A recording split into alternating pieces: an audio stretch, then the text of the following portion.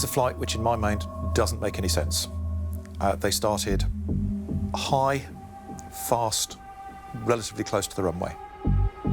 Okay, so on the approach 25 left, Karachi, we're up above 250 knots, and we are at a range of 10 miles now, so that's very high and very fast.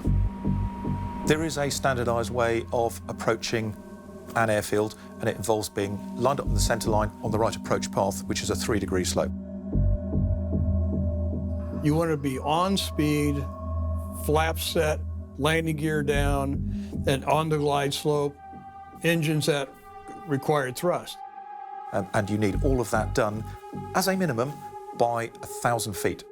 If you are not there, you throw the approach away, go round and have another go and sort out whatever problem. Because if you are now fighting to control the aeroplane, you are not focusing on the single most important bit of the flight, which is to turn your flying machine back into a safely parked on the ground machine.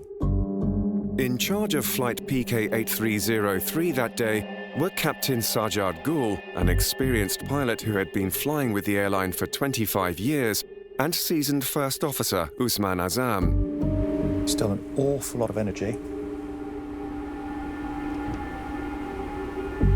There are alternative options when you're a bit high and a bit fast. You can put the gear down to increase the drag on the airframe, closing the power levers and just trying to glide in. You can steepen up the profile to a point. The problem with doing that is you can quite often end up too fast as well, so you can end up maybe at the right point on the approach, but with 50 knots too much speed that you then can't lose. So you're putting yourself in quite a stressful, high workload sort of scenario.